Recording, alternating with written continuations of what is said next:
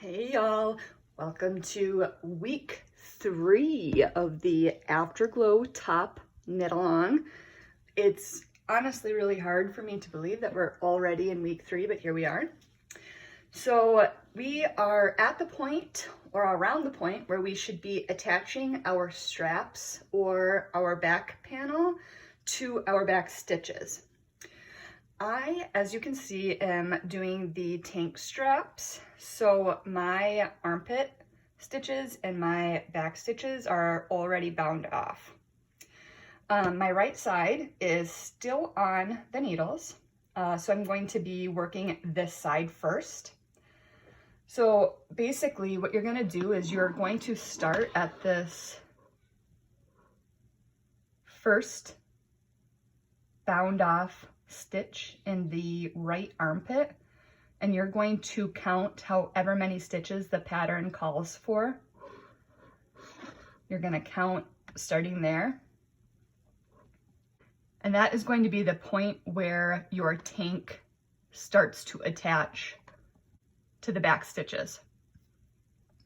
So for my size 3, I'm counting 17 stitches.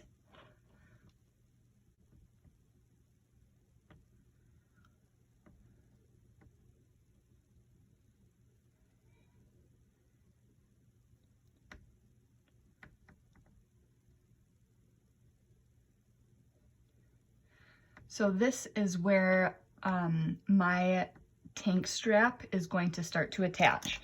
So I like to grab a removable stitch marker and mark that.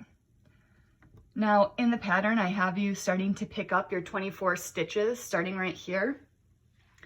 If you have your working yarn still attached, what you can actually do is count 24 stitches and then use your working yarn as the yarn that you pick up for these 24 stitches. So basically you would pick up, starting at that first stitch, yarn from your working yarn from your tank strap and continue to pick up 24 stitches this way. That way, when you do your bind off, you can just work your bind off back down and you never have to reattach the yarn. So that is an option. If you're doing a 3 needle bind off, you're going to turn your garment inside out before you start binding off your stitches, because that's going to make sure that that little seam is on the inside of your garment. As you can see, I did ribbing along the back of mine because I wanted to snug up the back of the garment a little bit. So I'm going to try to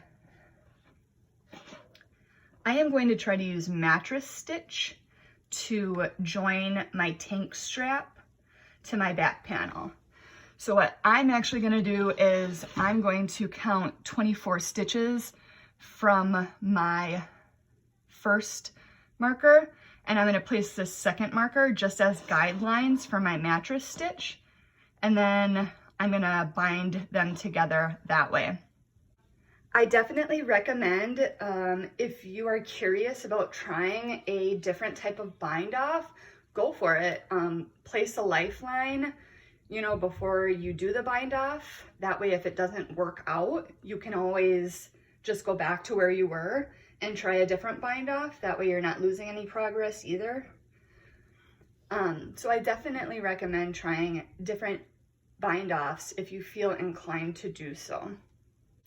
Once you've bound off your right tank strap, you're going to put the stitches of your left tank strap on needles and repeat the process, binding off the left tank strap to the back of your garment.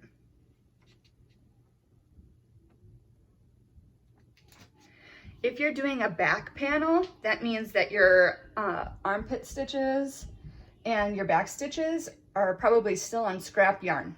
So you're going to want to put those active stitches back on your needles so that you can bind them off.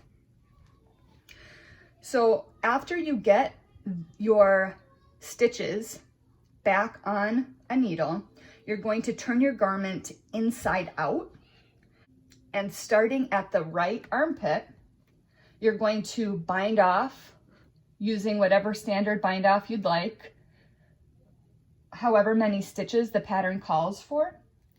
And then you're going to use a 3-needle bind off to bind off the back stitches to the back panel. So when you do this, once again, you're going to be doing it while your garment is inside out, so that that seam is along the inside. Once you've bound off all of your back panel stitches, you continue by binding off the left armpit stitches however you want. Once again, if you're doing a back panel and you feel inclined to experiment with different bind offs, I say go for it. Just make sure that you have those active stitches. Put a lifeline in, just so if it doesn't work out, you can just go back to where you were and start again. I hope that this was a helpful tutorial in getting you through your Afterglow top, and I can't wait to see you in week 4.